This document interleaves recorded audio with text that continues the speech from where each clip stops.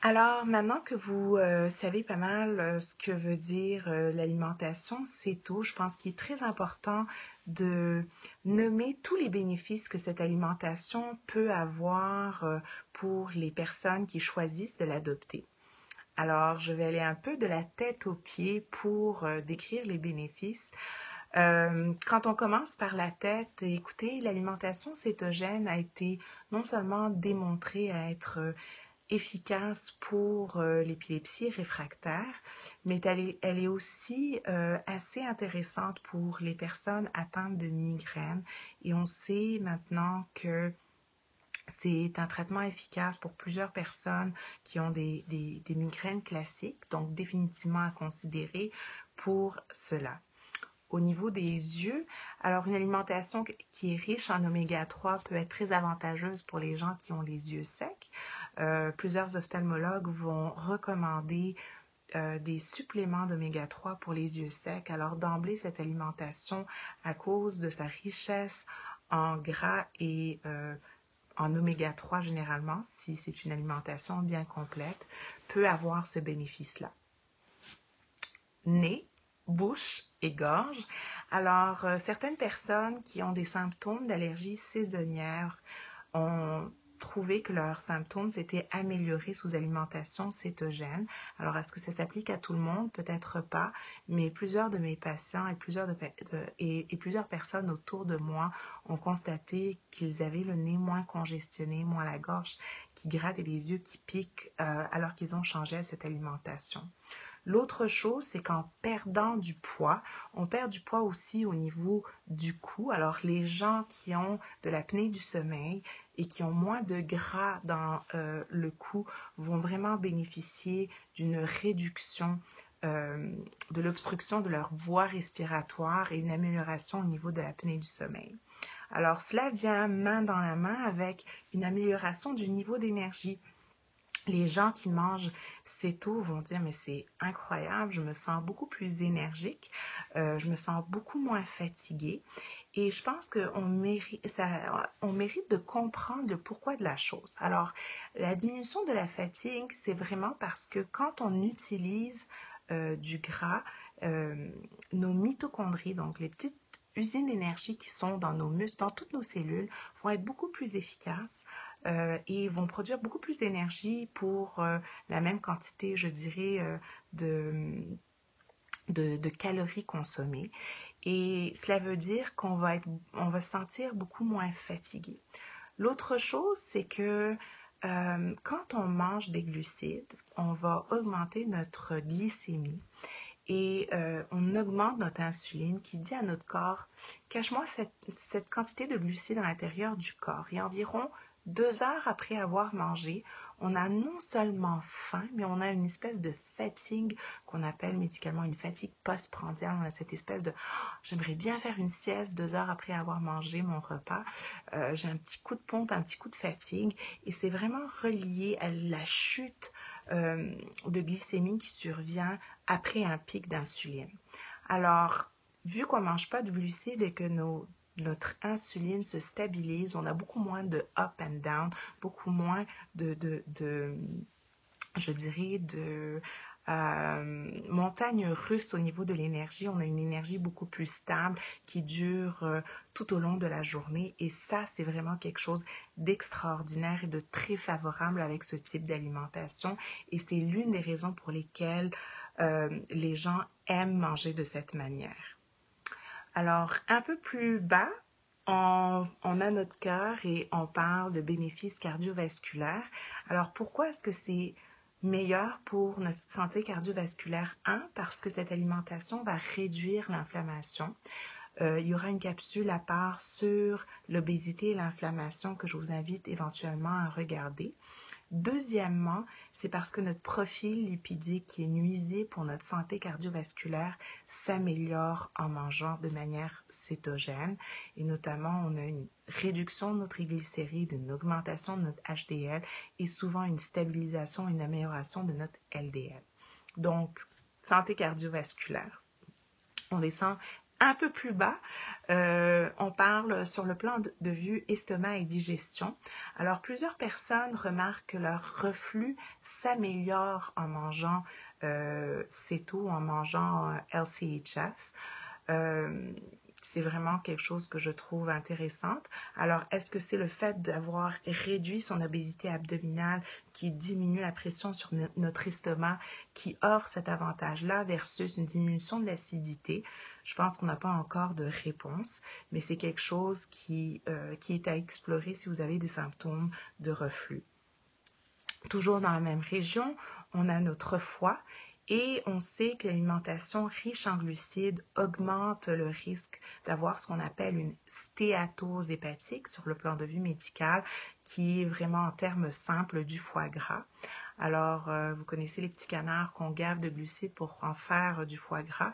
C'est exactement ce qui arrive à notre foie quand on prend des glucides et notamment du fructose en quantité importante.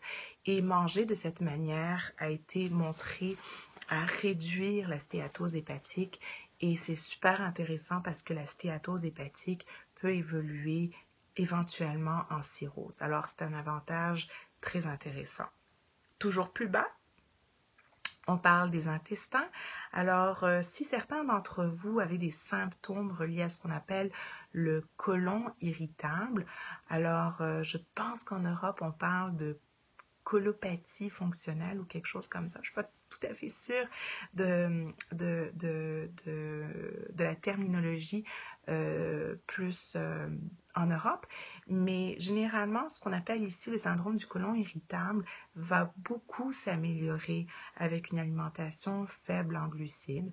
Alors, je peux témoigner pour ma part que j'avais vraiment des symptômes d'inconfort, de ballonnement, de gaz fréquent, et oui, je l'avoue en public, et que depuis que j'ai adopté cette alimentation, ben, ces symptômes ont complètement disparu.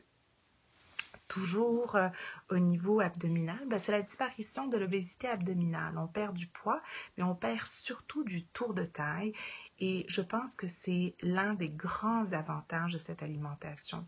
On perd du poids d'un peu partout, mais en perdant notre gras abdominal, on perd ce qu'on appelle le gras viscéral. Le gras viscéral, c'est quoi? C'est le petit gras qui entoure nos intestins, nos organes intérieurs. Et ce gras-là est directement relié à l'inflammation, est relié à la maladie cardiovasculaire et relié à plusieurs types de cancers. Donc, je pense qu'il y a un avantage majeur à perdre ce gras abdominal qui s'accumule année après année. Et la meilleure manière de le mesurer vraiment, c'est de faire un tour de taille et pas seulement se peser. Les gens gagnent du muscle et perdent du gras en mangeant comme ça. Alors des fois, la balance peut être très stable, mais par contre, en perdant des centimètres, on peut vraiment réaliser qu'on perd du gras abdominal. Alors, descendons plus bas. Il y a chez la femme les ovaires. Alors, il y a les syndromes des ovaires polykystiques qui est une maladie de résistance à l'insuline. Cela se manifeste chez la femme par des menstruations irrégulières, de l'infertilité, des fois de la pilosité ou des poils excessifs au niveau du visage, au niveau du thorax, etc. Et en mangeant une alimentation réduite en glucides, on a souvent une nette amélioration au niveau de la cyclicité menstruelle et pour plusieurs femmes, on est capable d'atteindre une ovulation et pouvoir avoir à ce moment-là un regain de fertilité, ce qui est vraiment merveilleux. Finalement, si on descend encore un peu plus bas et qu'on parle de nos articulations, que ce soit au niveau des hanches ou des genoux, on sait que plusieurs personnes qui sont atteintes d'arthrose ont une composante qui est reliée à ce qu'on appelle les dépôts. C'est un mot compliqué, là, les dépôts de produits de glycation terminale. Alors, je vais faire ça très simple. Quand on mange des glucides en excédent, ces glucides vont être un peu emmagasinés dans plusieurs cellules et quand il y en a trop, les cellules ne savent plus quoi en faire, elles ne l'utilisent pas, là, on n'en a plus besoin, les mitochondries ne sont plus capables de les utiliser, il y en a juste trop.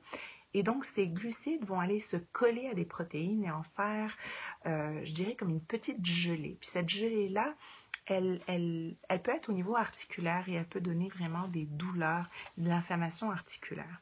Alors, on sait qu'en mangeant de cette manière-là, et avant même une perte de poids significative, plusieurs personnes qui ont des symptômes d'arthrose vont avoir une amélioration de leurs symptômes d'arthrose, donc les douleurs articulaires, la petite raideur, etc.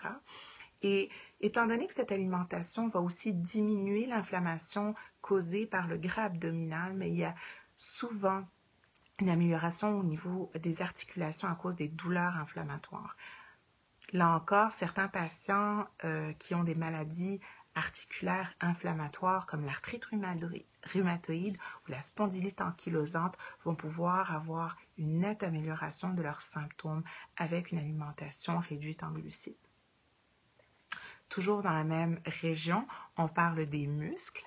Et au niveau des muscles, les muscles sont très riches en mitochondries, c'est les petites usines d'énergie de nos cellules, comme j'ai mentionné tout à l'heure. Et les gens qui ont des douleurs musculaires, notamment dans des syndromes comme la fibromyalgie ou les syndromes de fatigue chronique, et bien souvent mangeant, réduisant leurs glucides et utilisant les gras et les corps cétoniques vont avoir une nette amélioration de leurs douleurs musculaires et leur fatigue chronique. Et pour clore cette capsule, je pense qu'il faut vraiment porter une emphase particulière sur les avantages métaboliques de l'alimentation cétogène, notamment dans le traitement, l'amélioration du contrôle, sinon le renversement du diabète type 2. Alors, en réduisant notre consommation de glucides, on est capable d'avoir des très belles glycémies chez les patients atteints de diabète type 2 et on est capable souvent, au bout de plusieurs mois, de réduire les médicaments nécessaires, voire les cesser complètement et même guérir le diabète, ce qui était jusqu'à date considéré impossible.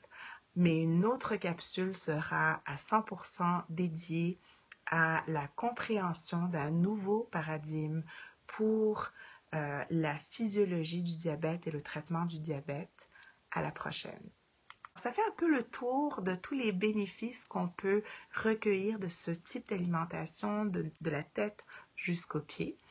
C'est sûr que tous nos patients ne bénéficient pas de manière égale de ces améliorations-là, mais je dirais que la grande majorité vont remarquer une augmentation de leur énergie, une diminution de la fatigue, une diminution des douleurs articulaires et musculaires et une nette amélioration de leurs symptômes gastro-intestinaux. Pour ma part, j'ai vraiment quasiment plus de migraines incapacitantes alors que j'en avais régulièrement, des fois plusieurs fois par mois. J'ai aussi une nette amélioration de mes symptômes gastro-intestinaux, mais ce qui a vraiment changé ma vie pour le meilleur, c'est mon niveau d'énergie. Alors, sur ce, je pense que ça vaut la peine de faire un petit essai pour voir si vous pouvez vous aussi retirer ces bénéfices. Et si vous essayez et que vous en avez retiré, ça serait sympa de mettre les bénéfices que vous avez retirés ou obtenus de cette alimentation comme commentaire à cette vidéo.